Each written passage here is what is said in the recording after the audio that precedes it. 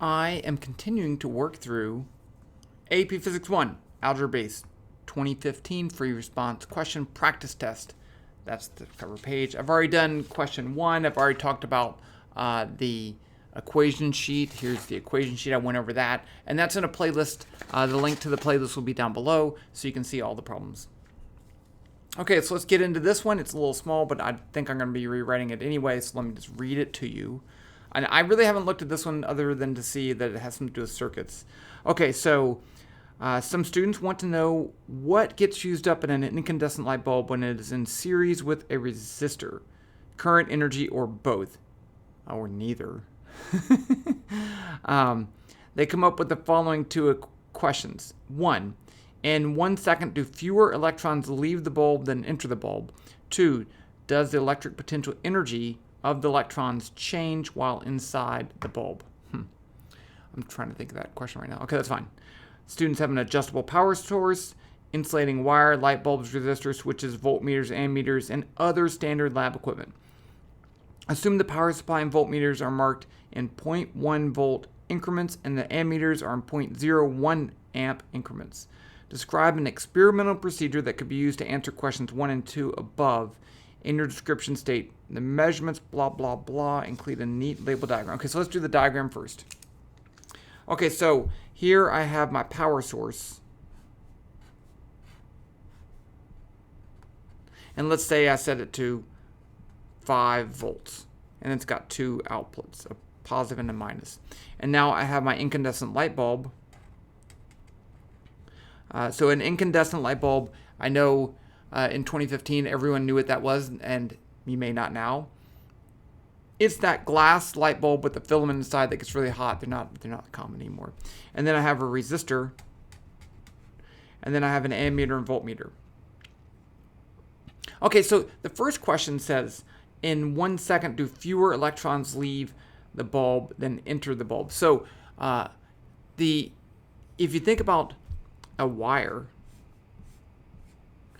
with a current going this way, then it's actually, in most cases, negative electrons moving this way with some speed, very slow speed, but they are moving. So if you want to know if the current is fewer electrons leave or enter, then you want to measure the current. So we can do that. So here's step 1. I'm not going to write it all out, although you should. So here's my ammeter. I can write this as A. And I'm going to assume that I have 2 of them, even though if you don't, you can move it. A, ammeter. So then I'm going to have, and these have 2 inputs, an input connector. And so I'm going to connect here to there, here to there, here to there, here to there, and then like that. So there's my resistor, there's my light bulb. Now, if we'll call it A1, we'll call it actually I1, I2. If I1 equals I2, then the number of electrons entering the bulb is equal to the number of electrons leaving the bulb, which is what you should find. What happens is that we set up when you connect this circuit together, you get an electric field inside the wire that pushes these electrons. But if you don't have conservation of current, if the current isn't constant throughout the loop, then you're going to get charge buildup.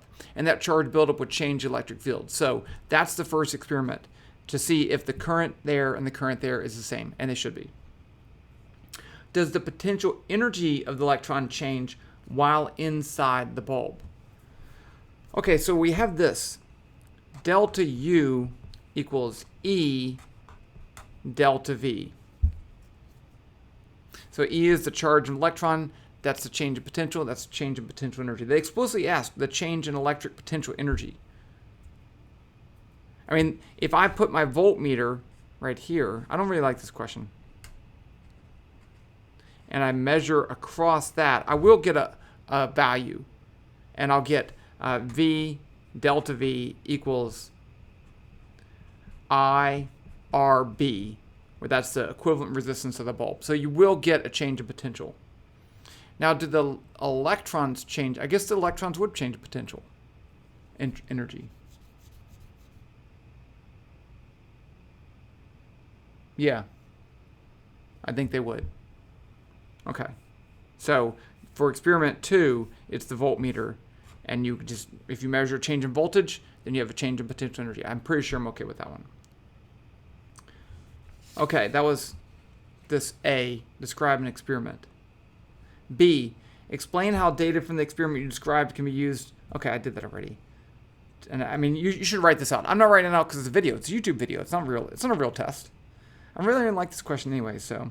And I have to be inspired to like a question to go into full depth. A light bulb is non-ohmic if its resistance changes as a function of current. Your setup from part A is to be used to or modified to determine whether a light bulb is non-ohmic. Okay. How, if at all, does that be modified, and what data should collect? Okay, so we're looking at this. We're saying RB equals delta V over I. And we want to see if that changes as I changes. So in this case, there's actually two things you could do.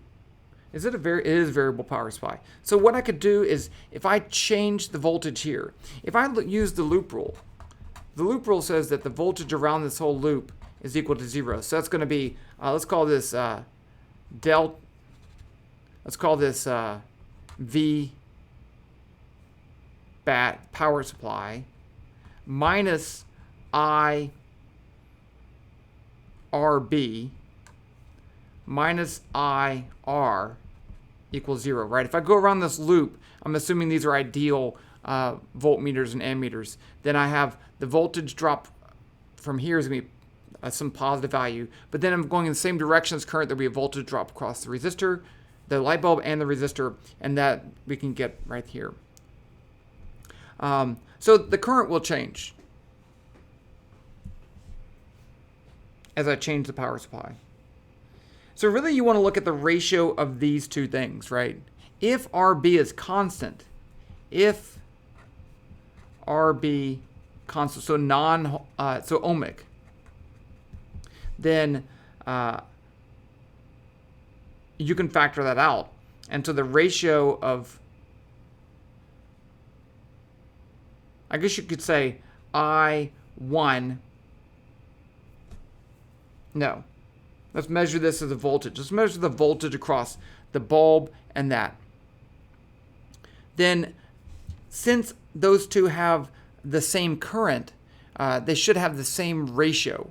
So I could do delta V bulb over delta V resistor would be constant. And if it's not, if this changes with current, then the voltage across is going to change different than that. So just measure the ratio of the voltages to those two, and that would tell you if it's ohmic or not. And it shouldn't be. Resistance does increase with temperature, and these things get really hot. I feel like I'd like more calculation, but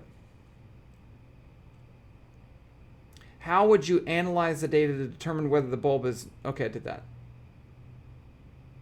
Okay, that's it. That was kind of anticlimactic. I didn't really like that one. Okay, well, that's fine.